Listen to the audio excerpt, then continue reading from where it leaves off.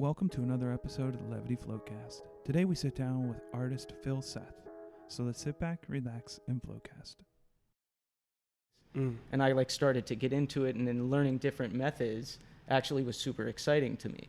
I really fell into it, and still to this day I'm experimenting with everything I do. I'm still experimenting with all these pieces. There's no real concrete process to how I'm pulling it out.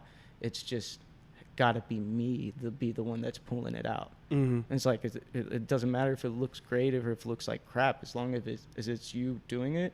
It's you can feel good about it. You know what I mean? Yeah. I don't know exactly where it started. My mom always told a story of me getting in trouble in first grade because they handed out the boxes of 12 crayons and I couldn't use my box of 256. And that was clearly violation, clearly unacceptable to my young 3 Phil. foot tall. And you know what I mean? I grew up by some train tracks and was able to wander around and underage drink and spray paint on trains and get into some creative vibe.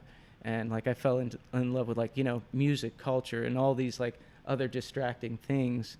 It's I come back to it a little bit older. It's just that raw creative ball of energy that you have with a kid. And I think sometimes because I have a kid, I can see that again. It's oh, cool, Peter, take me back to Wonderland. It's I forgot what that was like.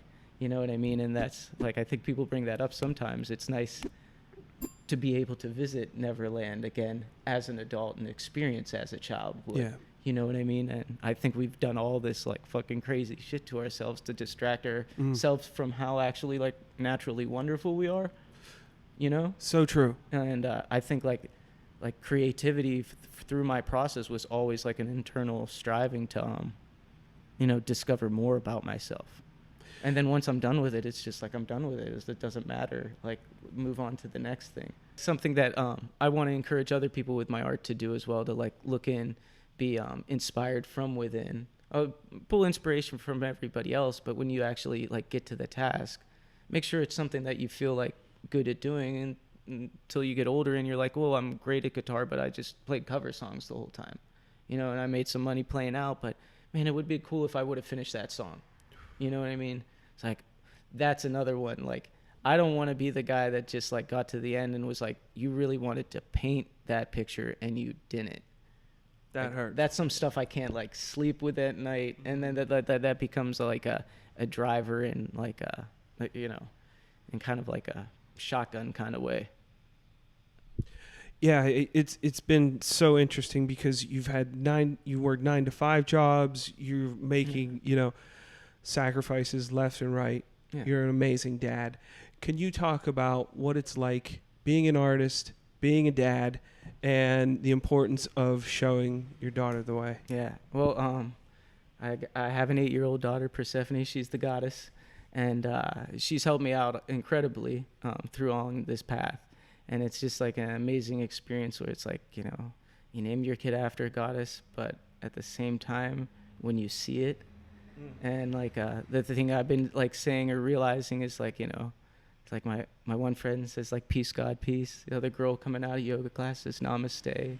It's recognizing the God within or something. It's just figure drawing. Are you observing just some person? Or are you observing all the people? All the women are within this one glorious girl in front of you. Are you able to interpret that in some way? It's you're not worthy. No, that doesn't matter.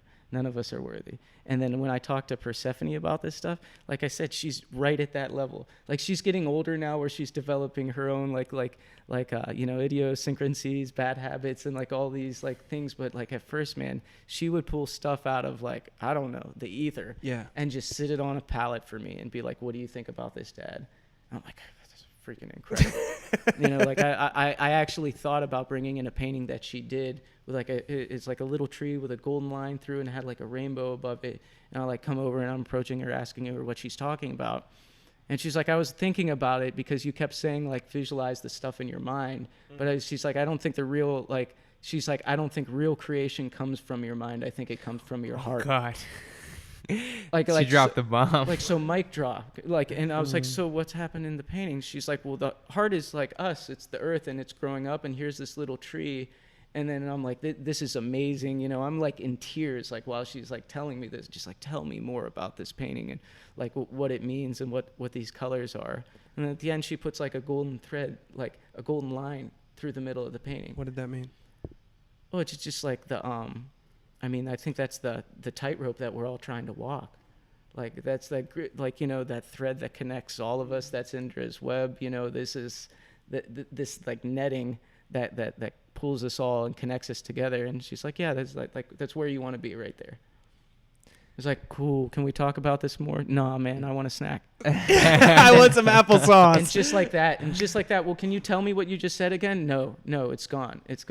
But like I love the fact that I'm an artist. Neighborhood kids, 8-year-olds, 10-year-olds come over to my kitchen table, get their hands dirty, make messes. They throw paint at the wall, and I'm like, cool. Just remember, you don't do that at your house. You know. So is Persephone your muse? In some ways, yeah. I mean, no, it goes far beyond that. Like I think I'm amused with everything around me. She's more like the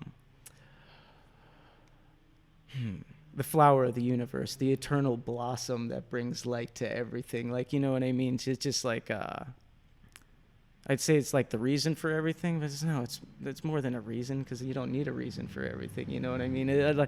Like I have my whys, which is like family and friends, but like just seeing that, observing that, that's like my sacred duty.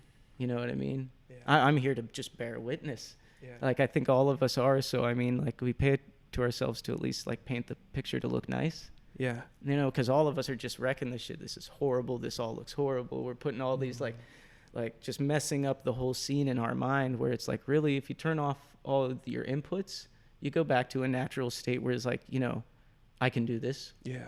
It's like, and I'm all right, and I can like, you know, sort through this. But we're so distracted, and I'm guilty of it, man. Being so busy, especially at those times with the family and the 9 to 5, then not having enough energy when you get home.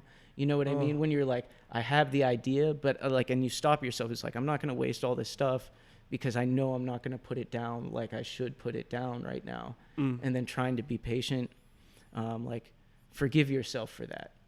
That's a big one, you know? When you do small little things, celebrate them, like pointless things. God damn, you did a great job brushing your teeth. The more pointless you do it, the even better it is. You know what I mean? And on the opposite side of the spectrum, you know, let that small or that large stuff slide, because you can't control it, you know?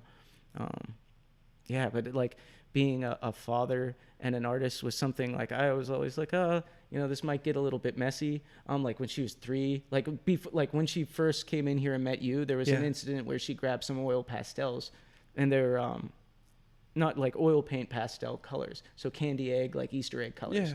Thought it was candy, almost put it right down her mouth. You know, like oh crap. There's been times like paint in her hair. I mean, I have like 6 or 7 ways to get paint, latex, oil out of my daughter's hair, because it ends up in her hair. I'll be texting you, Yeah, man, and it's just beautiful, because I think, like, I don't think she's gonna be creative like me. Like, I imagine she's more like you. She's like auditory inclined. Everything to her becomes a song. When she struggles to work something out with herself, like I've shut her in a room, and then I'll hear a song coming out. It's fucking like angels are singing to you right now, Phil. Why are you so furious about this little thing that won't listen to you? It's like, because she's a kid. Why would she listen to you? You know what I mean? She's got to go through the process like you did before she's going to get to anything. Stop being a doofus and just be appreciative how wonderful that is, that you get to yell at some little girl and she listens to you. Pick up your room, dang it. You know what I mean? Like, I see myself doing that in like third person almost. Like, all right, like how would a tough person like really like be stern about this, because you want to let her know that you shouldn't continue this. You got to clean your room. This certain action. Like, how do you do that? You know what I mean? And like egging it up, and then her calling me on it. You're not that mean, Dad. You're trying to be meaner than you are.